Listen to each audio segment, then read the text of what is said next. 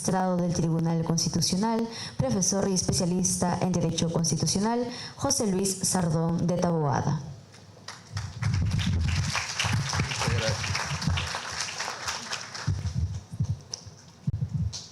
Bueno, muy buenas tardes. Ante todo, quiero agradecer a la congresista Marta Moyano y a la Comisión de Constitución y Reglamento del Congreso de la República por esta cordial invitación para reflexionar con ustedes sobre los primeros 20 años de codificación constitucional. Ortega y Gasset decía: la claridad es la cortesía del filósofo. Y Víctor Andrés Belaúnde añadía: y la brevedad del orador. Entonces voy a tratar de ceñirme al tiempo, inclusive terminar antes de que se agote el tiempo. Y pueden poner, gracias. Hemos tenido pues, ya hemos cumplido 20 años de codificación constitucional y en este tiempo hemos tenido 2 códigos procesales constitucionales. El 2004 tuvimos la ley 28.237, el primer código procesal constitucional. Teníamos entonces el gobierno del presidente Alejandro Toledo, pero fue una ley, ¿no?, del Congreso. El 2021 hemos tenido la ley 31.307 que apareció en el peruano con el nombre de nuevo Código Procesal Constitucional y así se ha quedado con ese adjetivo de nuevo, aunque ya no lo es tanto. Teníamos entonces al gobierno del presidente Francisco Sagasti. Es interesante recordar que el antecedente de estos códigos, ¿no?, es del año 82, es la ley 23.506, ley de habeas corpus y amparo, que se promulgó en el segundo gobierno del arquitecto Fernando Belaúnde.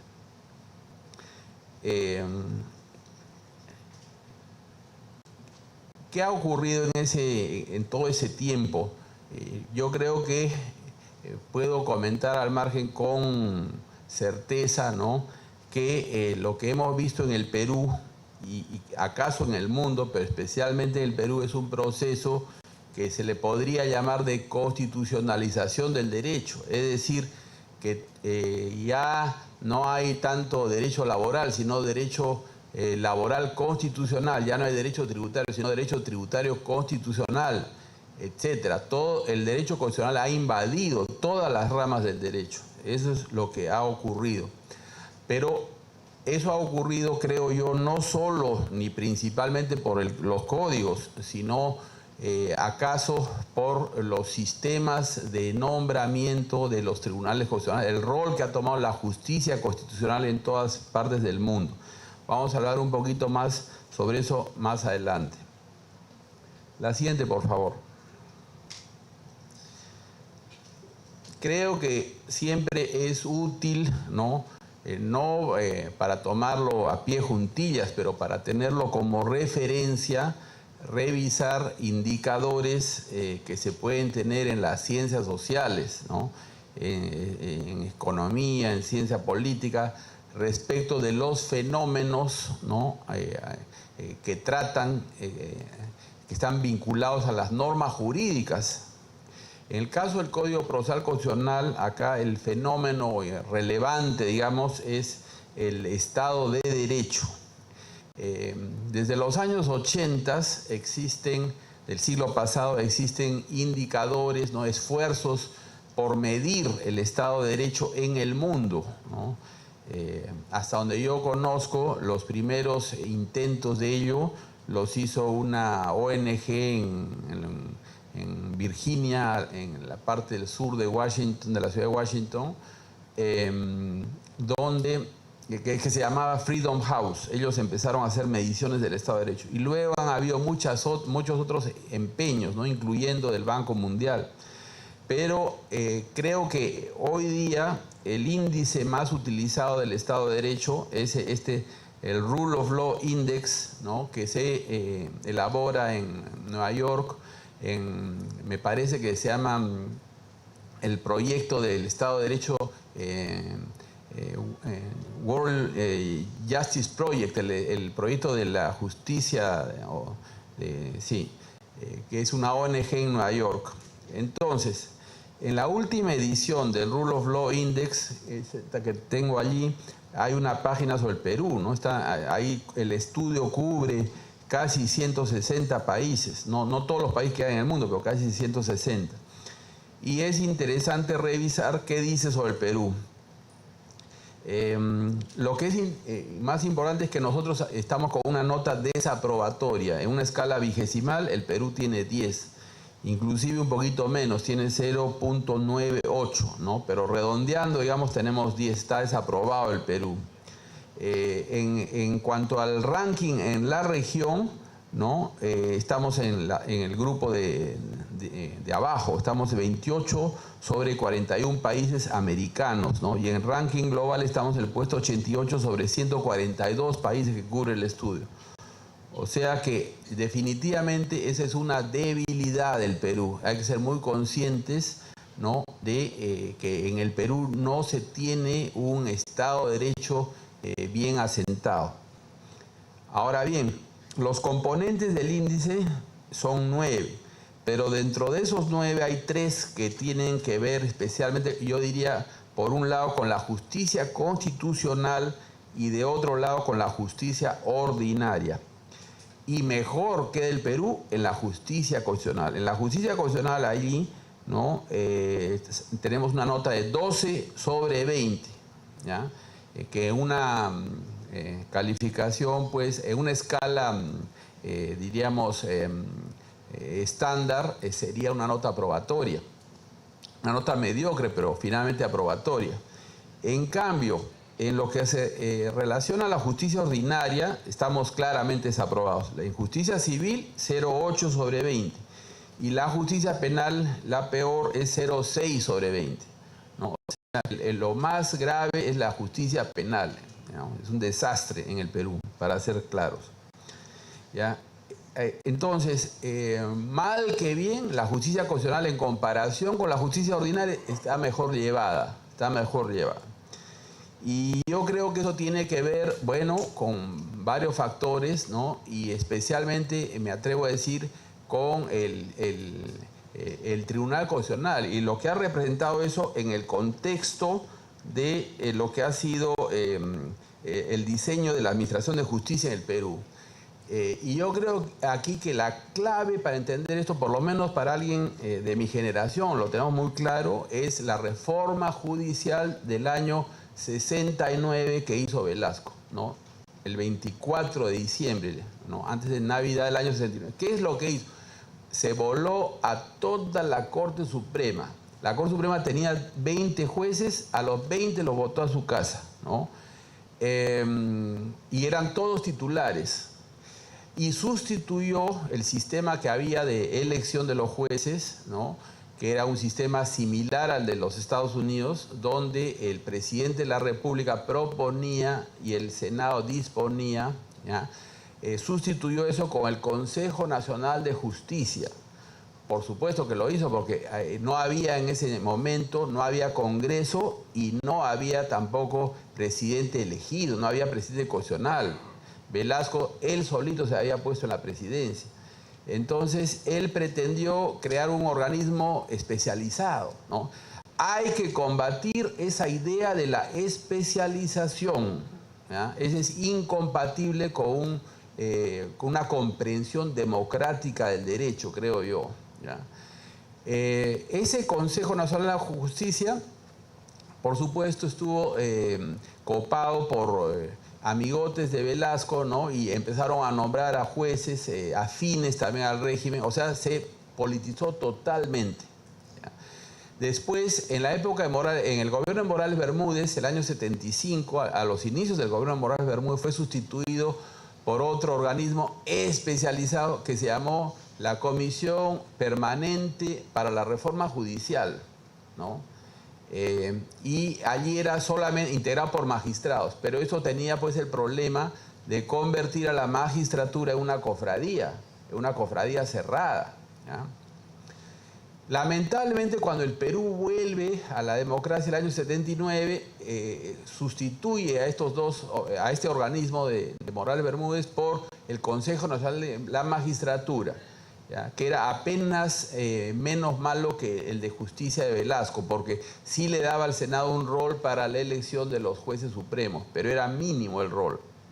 Básicamente era un sistema similar al que había establecido Velasco. En la Constitución del 93, yo creyera que el Consejo Nacional de la Magistratura fue peor que el del 79, porque ya lo sacó totalmente al al Senado, ¿no? Lo eliminó al Senado y bueno, ya no tenía que decir nada en la elección de los supremos, ¿no? En este aspecto clave, yo creo que hubo pues evidentemente la mano de Montesinos, ¿no? Y finalmente tenemos la última reforma del año 2019, 18-19, ¿no? Donde se crea la Junta Nacional de Justicia, que también soslaya totalmente a los poderes elegidos. Entonces, lo que hemos tenido es esta justicia ordinaria que pretende ser apolítica, ¿no? Y termina siendo hiperpolitizada, ¿no? Entonces, frente a eso, ¿qué nos queda? Nos queda el Tribunal Constitucional. La fuerza del Tribunal Constitucional es que proviene 100% del Congreso de la República, ¿no? Que es un órgano político donde están los representantes del pueblo. Eso le da su legitimidad, ¿ya? Y su influencia. Ahora bien, se pueden y se deben hacer ajustes, ¿no? En la forma como se compone, en fin, hay varios aspectos que se podría comentar, pero ese no es el tema, ¿no? de lo que estamos hablando aquí. Hay aspectos constitucionales y de la ley orgánica del Tribunal Constitucional que se podrían proponer mejoras, por supuesto que sí. Pero el tema acá es el código. Entonces yo he tratado de solamente señalar lo que creo que es lo principal que se debiera hacer en el código. La siguiente, por favor. En mi opinión, lo principal es introducir el cerciorario en el Perú, ¿ya? Eso es lo principal. Voy a explicar qué es el cerciorario un poco más adelante, pero déjenme decirles por qué creo esto. Creo esto porque el Tribunal Constitucional no puede escuchar, siquiera no puede escuchar todos los casos que le llegan. Hemos visto las cifras que nos han presentado los expositores que nos han antecedido, ¿no? De casos que llegan al Tribunal Constitucional. Es materialmente imposible que el Tribunal Constitucional escuche todos los casos. Y condenar al Tribunal Constitucional a que escuche todos los casos como pareciera ser el espíritu del nuevo Código Procesal Constitucional es grave, tiene una grave consecuencia, y es que los casos menos importantes impiden prestar atención adecuada a los más importantes. O sea, no es solamente que el tiempo es limitado, sino que la atención es limitada. Si se tiene a los magistrados del Tribunal Constitucional sujetos a una audiencia de 12 horas, como yo he visto alguna vez con el nuevo composición, tuvieron alguna audiencia así de larga, ¿no? Evidentemente eso no están prestando atención, es imposible. La atención dice que es 7 minutos, yo voy a abusar de ustedes, voy a hacer una exposición de 14 o 21 minutos, pero no se puede prestar atención 12 horas, eso es absurdo, ¿ya? Entonces, ¿lo que se necesita? El cerciorario, esa es la solución. ¿Y qué es el cerciorario en esencia? ¿Qué significa? Es el poder escoger los casos que va a escuchar y resolver, considerando su relevancia constitucional. Si no se le da esa atribución, si no se le reconoce esa atribución, se está condenando al tribunal a que no sea quien realmente resuelve, sino que sean los asesores los que resuelven, ¿ya? Que, no, dicho sea de paso, no están sujetos al proceso de elección que se tiene para los magistrados. La siguiente, por favor.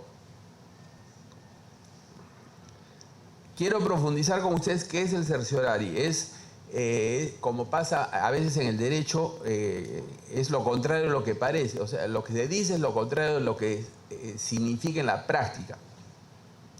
Recuerdo una revista de derecho administrativo en Estados Unidos que se llamaba regulation, y era antirregulación. Con el certiorari pasa algo parecido, porque el certiorari es un término en latín que es certeza, ¿no? El nombre completo es Petition for a Writ of Certiorari.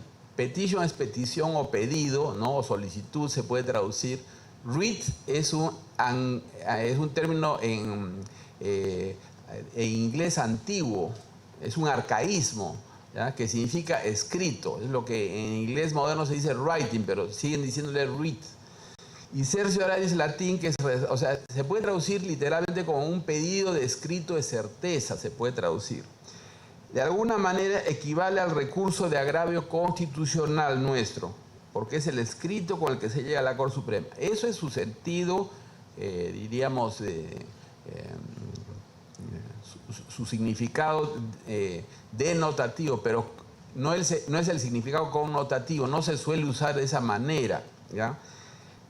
Lo que los abogados suelen llamar certiorari o simplemente cert, ¿ya? Es más bien la denegatoria del pedido, ¿ya? Cuando dicen el cert, es la denegatoria del pedido. ¿Por qué pasa eso? Porque la inmensa mayoría de escritos, de pedidos que llegan a la Corte Suprema son rechazados, ¿ya?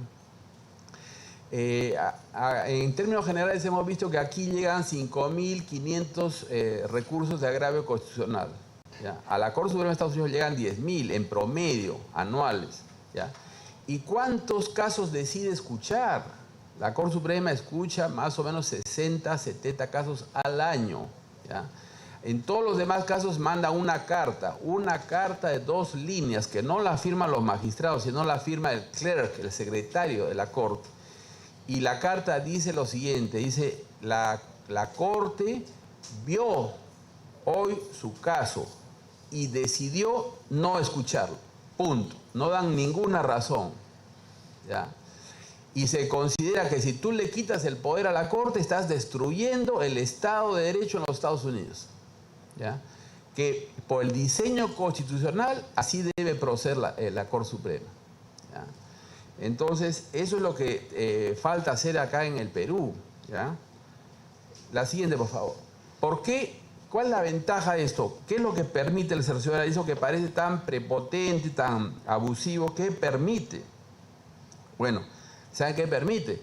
Permite saber qué casos serán escuchados y resueltos por la Corte Suprema el año siguiente, ¿ya? En el mes de septiembre de cada año, la Corte Suprema de los Estados Unidos dice, el próximo año, el 2025, vamos a resolver estos 60 o 70 casos. Y la audiencia de cada uno de esos casos va a ser tal día, está el calendario, está publicado en internet. La audiencia de estos casos va a ser tales días, ¿ya? Y la fecha de emisión de la sentencia va a ser tal día. O sea, todo está programado. En cambio acá, como están abiertos y escuchamos 5.000 casos, ¿no? Entonces no sabemos cuándo van a salir las decisiones. Por ejemplo, el tema de los peajes, un tema tan importante para el país. ¿Cuándo va a salir? Dijeron que iba a salir en febrero, ya estamos en marzo, no ha salido. ¿Se dan cuenta? O sea, nadie sabe cuál es el momento en que va a salir la decisión. Pero ¿cuál es la base para tener un calendario así bien claro de la emisión de la sentencia? La base es que se tiene el certiorari. Ese es el filtro. Sin eso no podría funcionar así, ¿ya? ¿Cómo aplican el certiorari? El certiorari lo aplican, tienen 24 sesiones durante el año. O sea, es una sesión cada 15 días. Y ahí los asesores preparan los briefings, los resúmenes, ¿no? Que nunca superan las 12 páginas y pasan a toda velocidad. Y escogen, este lo separamos, porque por su trascendencia, vale la pena pronunciarlos, ¿ya? Entonces, es así que van separando. Y la versión final de la lista de los casos se publica pues en el mes de septiembre, para el año siguiente. O sea, lo que se gana aquí es predictibilidad, ¿ya? Pero en la situación que tenemos nosotros es inmanejable, ¿ya? Y tiene un costo también para el país. La siguiente, por favor. Cuando nosotros, me refiero a quien les habla y a mis 5 colegas, ¿no? Entramos al Tribunal Constitucional el 3 de junio del año 2014, tratamos de encontrar una solución para esto dentro de lo que podíamos actuar. En agosto del 2014 dimos el presidente Vázquez Romero, ¿no? que fue aprobado por unanimidad, y creamos la sentencia interlocutoria denegatoria. Ciertamente en el Código del año 2004 había esta figura de los autos de improcedencia, pero nos pareció que era necesario establecer la sentencia, ¿no?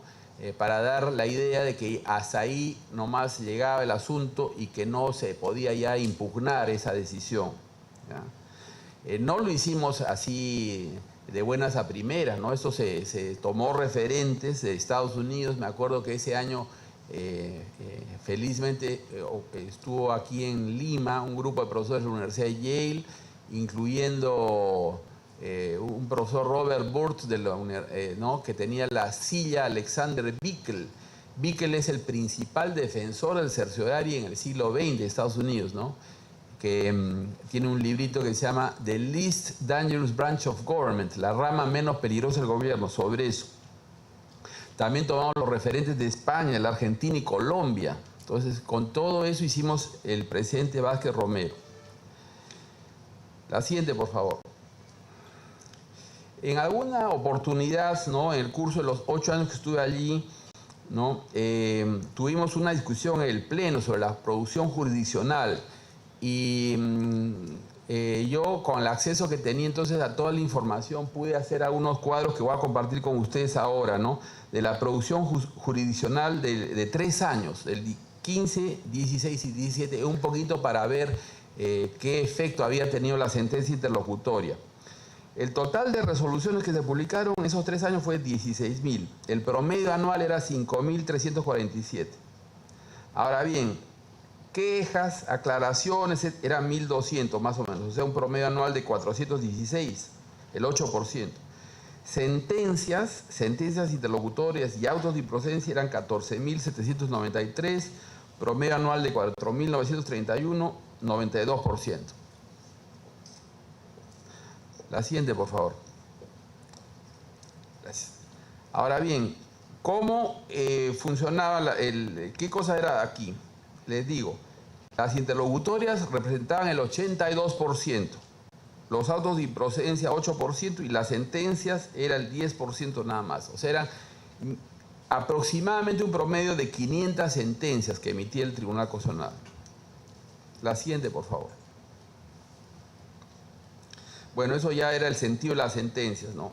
Fundadas eran 54% y desestimadas, infundadas, ¿no? Eran 46%. La siguiente, por favor.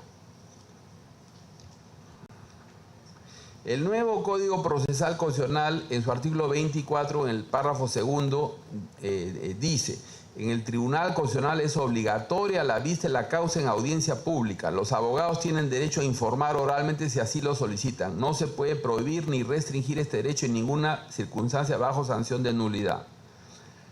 La siguiente, por favor.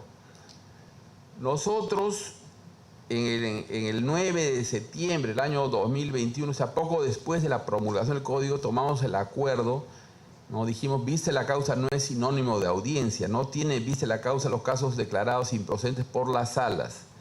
Ya, ese fue un acuerdo polémico, pero creo que fue correcto, si no era inmanejable. Cuando entraron nuestros sucesores, el 13 de mayo del 2022, con gran entusiasmo, creo yo, decidieron hacer audiencia para todos los casos. Pero he visto que luego se dio una sentencia el 11 de marzo del 2023, donde han vuelto más o menos a la regla que habíamos establecido nosotros, que solo se tiene audiencia en los casos que merezcan pronunciamiento de fondo. Entonces, yo creo que esta decisión que tomó la actual composición ha sido correcta, es indispensable, si no se vuelve inmanejable la situación, pero sería bueno que fuera apuntalada por una reforma del Código Procesal Constitucional. De lo contrario, lo que se hace es dañar la calidad del trabajo, ¿ya? Y ya que se va a hacer esta reforma, también creo que hay que reformar, si me permiten la última diapositiva, el artículo 6, ¿no? Creo que también es un error esto de que no puede haber rechazo liminar, ¿no? Yo creo que hay una serie de peticiones que se plantean absurdas, ¿no? Yo he visto, por ejemplo, un amparo planteado por el procurador de la SUNAT contra el procurador del MEF, cosas así que no sé qué ha pasado en el país, pero increíble que he visto que ocurren. Entonces hay que restablecer la posibilidad del rechazo liminar. Muchas gracias.